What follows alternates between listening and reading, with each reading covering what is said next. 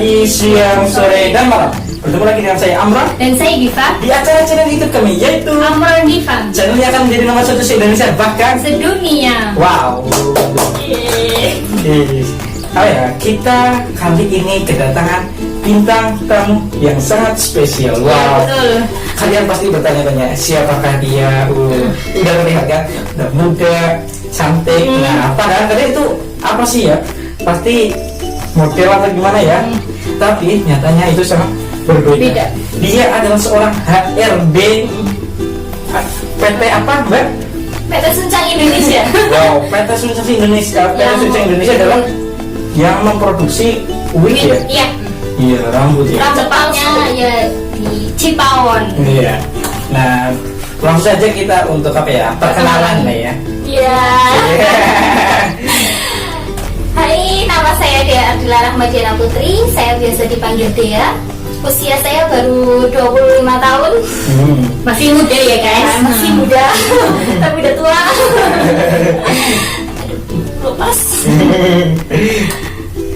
Terus gimana ya? Awal mula sih dulu pertama masuk di dunia perindustrian PT itu di saat sekitar 2015. Itu sebenarnya dulu aku nggak langsung masuk menjadi seorang HRD gitu ya. Terkesannya kan kalau kata HRD gitu kan gimana, wah kita gimana gitu ya pandangan orang. Cuma dari dulu awal aku masuk di perindustrian seperti ini, awal mula di PT Suncang Indonesia di Purbalingga, itu di salah satu cabangnya juga. Itu dulunya saya hanya seorang karyawan biasa. Benar sih, dulu aku hanya sebagai seorang karyawan biasa di bagian produksi. Lebih tepatnya sih di bagian produksi kayak extension kayak gitu, kayak apa ya? Ya tetap jenis rambut palsu kayak gitu sih ya. Dulu berawal di situ, aku bekerja selama kurang lebih di produksi itu 1 tahun. Setelah itu kan udah gimana ya? Namanya perusahaan seperti itu kan ada naik ada turun gitu ya. Nah dulu di bagian aku itu tuh sedang turun produksinya, jadi kan banyak karyawan yang di PHK kayak gitu. Tapi untungnya aku nggak di PHK, aku dicoba menjadi seorang QC produksi. Itu kayak apa ya, kayak membuat sampel-sampel percobaan kayak gitu, kayak bikin percobaan. Itu berjalan kurang lebih sekitar 3-5 bulan. Setelah itu aku naik lagi menjadi seorang staff sampel. Sekarang sekitar berapa ya, 3 bulan, jarak 3 bulan aku langsung naik menjadi seorang staff sampel, atau sampel itu desainer kayak gitu ya. Desainer rambut kayak gitu. Biasanya kan kalau mau order itu ada sampelnya dulu gitu. Kita bikin sampelnya dulu bagaimana, nanti setelah sampel oke, kirim bayar, baru misal ada order kita baru terjun produksi kayak gitu. Berarti dalam proses itu cepat ya, termasuknya cepat ya. Berapa ya, dari hitungnya berarti 2 tahun ya? Iya, dari 2 tahun udah jadi staff, ya staff sampel kayak gitu. Udah berada di kantor kayak gitu. Kan apa ya, kinerjanya itu bagus, jadi cepat naik ya. Iya kayak gitu. Jadi apa ya, udah jadi staff sampel 3 bulan. Setelah itu aku naik lagi menjadi seorang staff produksi atau staff accounting juga kayak gitu. Jadi merangkap di situ menjadi seorang staff produksi, kurang lebih berjalan selama hampir 2 tahun mau 3 tahun. Nah setelah itu aku resign, keluar kayak gitu. Keluar dari perusahaan Suncang, terus keluar masuk lagi dalam perusahaan, cuma beda, tetap di perusahaan perindustrian seperti itu, cuma beda PT gitu. Dulu habis dari Suncang masuk ke PT Royal Corinda. PT Royal Corinda itu produsen bulu mata, kan jauh dari rambut palsu ke bulu mata ya.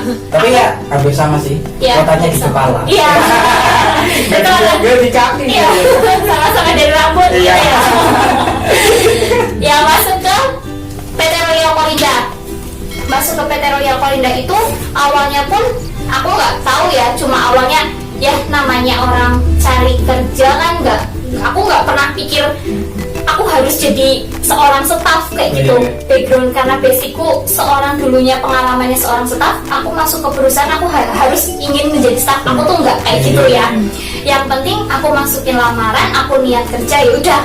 Nanti hasilnya aku mau ditempatin gimana ya itu udah keputusan perusahaan kayak gitu. Jadinya aku beranikan daftar ke situ. Kalau daftar ke situ kan apa ya, euforia PT Royal itu kan terkenalnya kalau nggak ada yang bawa itu nggak bakal bisa masuk kayak gitu.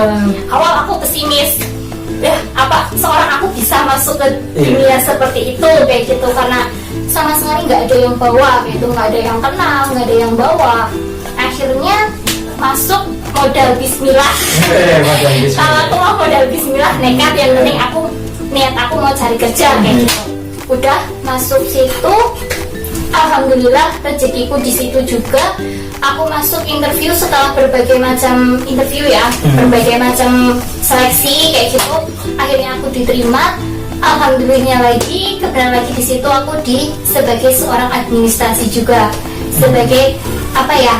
Ya bukan staf yang di kantor kayak gitu kayak yang di perusahaan dulu sih enggak. Cuma itu kan paling enggak aku di administrasi ngurusin apa ya, pembukuan kayak gitu, pembukuan keluar masuk bulu mata kayak gitu. Nah itu apa ya?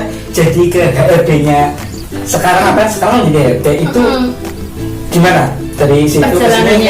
Iya, dari setelah PT Royal aku keluar masuk lagi ke Suncang. Ke situ langsung di Purbalingga. Enggak, langsung ke Cipawon. Ya, langsung ke Cipawon. Nah, di situ kebetulan lagi cari seorang HRD gitu. Jadi aku langsung masuk pun aku taruh lamaran dulu. Aku taruh lamaran, di situ katanya nggak ada lowongan buat staff kayak gitu. Aku ya nggak apa-apa kayak gitu. Aku masukin lamaran, terus di situ langsung diterima, dikasih kesempatan untuk menjadi seorang HRD kayak gitu. Awalnya sih ya apa aku bisa kayak gitu loh, karena basicku bukan seorang HRD.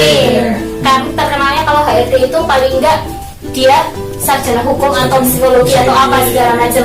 Sedangkan aku benar-benar nggak tahu tentang HRD itu apa, terus kinerjanya itu harus bagaimana, terus namanya seorang HRD, seorang atasan lah ya, ini ibaratnya atasan yang harus benar-benar mencakup itu satu perusahaan itu harus bagaimana. Awalnya aku pesimis, ya apa aku bisa kayak gitu, cuma ya udah kembali lagi karena modal awalku tuh kalau masuk perusahaan cari pekerjaan modal bismillah gitu. Apa ya? Jadi yang modal bismillah akhirnya mendapatkan alhamdulillah. Ini jawabannya ya. Kayak gitu sih kalau aku misal cari pekerjaan kayak gitu ya modal bismillah kayak gitu loh, perkara yang memang rezeki itu kan udah ada yang ngatur gitu. Cuma ya udah modal bismillah aja, bisa karena terbiasa kayak gitu. Awalnya sih memang ya aku ragu ya apa aku bisa kayak gitu, karena menurut aku seorang HRD itu momok tanggung jawabnya itu benar-benar besar kayak gitu loh. Di sisi lain kita harus bagaimana caranya kita itu seorang HRD harus bisa menjadi jembatan antara karyawan dengan manajemen kantor, ibaratnya dengan atasan kita lagi kayak gitu loh. Memang ya berat, benar-benar berat. Suka dukanya banyak, terus gimana ya? Cuma ya itu kembali lagi bismillah. Pokoknya kayak sesuatu apa tuh diawali dengan bismillah. Juga kayak gini ya, kalau kita niat kerja yang penting kan melamar, siapa tahu kan suatu saat dilamar ya. Iya kan? Iya gitu. Kalau aku sih kayak gitu sih, ibaratnya yang penting udah bismillah aja kayak gitu. Yang penting kan kita mau usaha, niatnya gitu, yang penting niatnya baik kayak gitu. Jadi HRD udah lama? Ya 2 tahun jalan ini. 2 tahun. Iya baru 2 tahun. Dalam 2 tahun ini ada apa ya, suka duka atau apa momen yang teringat di situ, yang teringat Ya pokoknya intinya suka dukanya itu apa selama 2 tahun jadi HRD kayak gitu. Apa sukanya? Wah, Sukanya enak nih, ya. sukanya banyak ilmu baru, banyak banget ilmu baru, banyak banget teman baru, banyak kerabat baru. Namanya kita seorang HRD, instansi kita itu dengan orang luar tuh banyak kayak gitu. Jadi semakin kita sering komunikasi dengan orang luar, itu jangan hanya diambil, oh aku punya kenalan baru, itu jangan. Cuma sebisa mungkin ya ayo kita sharing kayak gitu. Nanti kan aku dapat ilmu baru dari seorang itu kayak gitu, dari instansi lain kayak gitu. Sebenarnya sih tukar pikiran kayak gitu sih yang itu yang pengalaman berharga banget bagi aku kayak gitu, yang dulunya aku nggak tahu apa-apa sekarang bisa kayak gitu. Terus apalagi ya, kayak bisa dari dulunya aku nggak bisa apa-apa, nggak tahu gimana caranya, misal kayak soal tentang jaminan kayak misal BPJS ataupun apa kayak gitu, sekarang aku bisa, dan ilmu itu tuh bisa aku kasih ke orang luar kayak gitu. Misal walaupun bukan karyawan kayak gitu, walaupun misal tetangga misal ada kendala tentang jaminan kesehatan atau apa, aku kan bisa share kayak gitu loh. Itu benar-benar pengalaman yang wow banget kayak gitu loh, Bisa bermanfaat iya ya buat semua jadi, orang. jadi apa ya, aku tuh ngerasa ini tuh benar-benar suatu anugerah kayak gitu loh. Jadi aku bisa belajar banyak kayak gitu, selain bisa belajar buat diriku sendiri, juga aku bisa kasih keluar ke orang lain kayak gitu sih. Itu sukanya ya? Ya itu sukanya. Wah.